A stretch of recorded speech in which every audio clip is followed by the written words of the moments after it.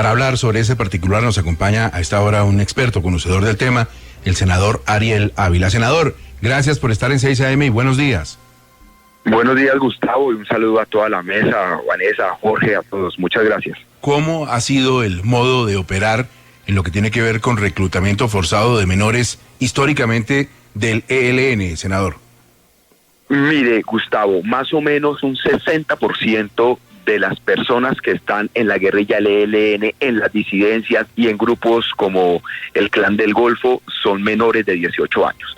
Esa cifra era el 40% hace 15 años y ahora va al 60%, es decir, cada vez que se intensifica el conflicto, los reclutamientos aumentan y las edades en que se recluta bajan. 2, hoy por hoy el ELN, digamos, esto varía de zona a zona, pero en regiones como el el Chocó, Arauca, la proporción de menores debe ser de más de un 50%, eso estoy absolutamente seguro. Tal vez en el caso del Catatumbo sea un poco menor, pero las zonas del Chocó es demasiado alto. ¿Cómo opera eso? Opera de 3 mecanismos. Una cosa que ellos llaman comisiones de reclutamiento. Básicamente envían 5 o 6 personas a que vayan a los internados, familia por familia. Comienzan un proceso de diálogo con la familia y a los meses se terminan llevando los niños o las niñas. El segundo, que opera sobre todo en Arauca, es un tema de cuotas. Es decir, las familias desde hace 30 años saben que si tienen 2 o 3 hijos, uno, el mayor de 15 años, tienen que entregarlo casi que es una obligación, eso es en territorios donde llevan mucho tiempo. Y lo tercero que esta gente opera es en los territorios nuevos, de expansión reciente, de entrada obligan a las familias a poner una cuota en esto. ¿Por qué lo hacen? Para proteger, porque las familias no van a delatar donde están sus hijos, entonces hacen eso también para proteger. Pero eso es por lo menos el 60%, Gustavo. Senador, desde ese punto de vista, con tanta claridad y tan perfectamente explicado, 60%, imagínese, ¿cree usted que las declaraciones del comisionado Patiño, del negociador, se deben más bien a tratar de tener un poco de tacto para no ir a calentar la mesa de negociación? Porque él no puede ignorar que eso sucede. Gustavo, el problema con la mesa de negociación, le respondo directamente al final, pero primero esta aclaración. El problema con la mesa de negociación con el ELN es que desafortunadamente tanto miembros del gobierno como el señor Antonio García han cogido la maña de echar unas diatribas por Twitter y un montón de declaraciones, y eso no está cuidando la mesa ni salvaguardando el proceso. Y esa práctica que, por ejemplo, durante muchos años con el caso de FARC no se dio porque fue un acuerdo en la mesa, ahora es común, y a mí me sorprende que esto pase.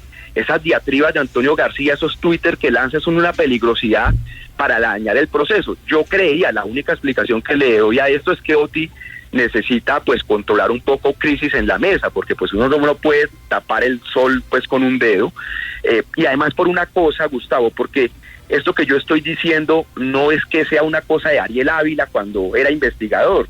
De eso hay libros del Centro Nacional de Memoria Histórica, de eso hay sentencias judiciales, la JEP viene avanzando en un caso de reclutamiento, claro, para el caso de FARC, pero hay un tema de contexto, hay investigaciones en la Fiscalía, es decir, no es a priori que yo esté diciendo estas 3 cosas, eso está pues debidamente en muchos documentos. Entonces no creo que sea un objetivo tapar el sol con un dedo, creo que es por cuidar la mesa, pero eso requiere un acuerdo del gobierno y con el ELN, y hay que callar a ese señor Antonio García, porque eso hace mucho daño a ese proceso.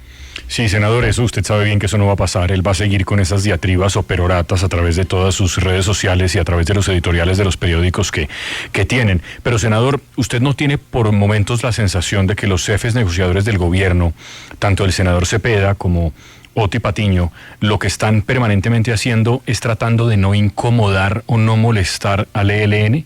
Les compraron la narrativa y uno a veces se pregunta a ellos a quién representan, si al gobierno o también al ELN. ¿Usted no cree lo mismo?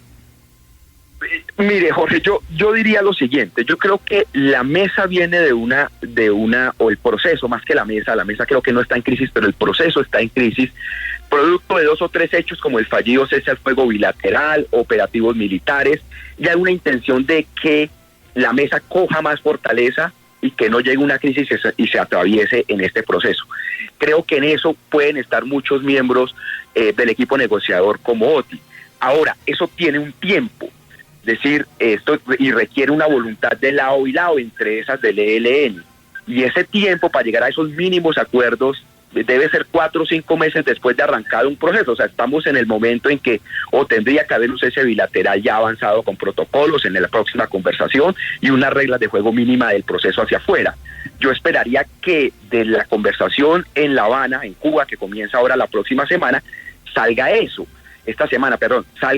y podamos llevar unas claridades a la mesa. De no ser así, digamos, la legitimidad del proceso se ve muy cuestionada. Ariel, pero ¿usted no cree que en un tema tan grave como el reclutamiento forzado de menores, el gobierno tiene que corregir lo que acaba de decir y empezar ese diálogo con el reconocimiento de que sí hay reclutamiento forzado por parte del ELN? De acuerdo, esto fue un horror, que lo que dijo Oti, el intentar convalidar una opinión del señor Antonio García.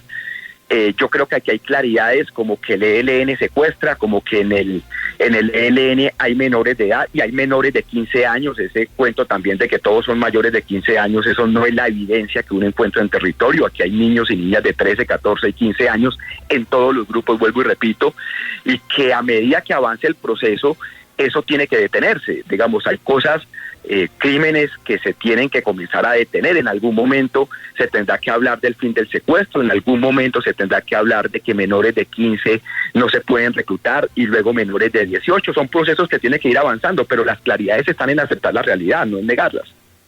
Ariel, esta mañana hablamos muy temprano con el señor gobernador del Meta. Él insiste en que hay un reagrupamiento de las FARC en el Meta y que hay un riesgo inminente para Cundinamarca y Bogotá. ¿Usted qué opina? Mira, a ver, Gustavo, esto es cierto, pero el panfleto no es tan cierto, si es la pregunta. Entonces, rapidito para explicar. Las disidencias de Iván Mordisco están en guerra con las de Iván Márquez.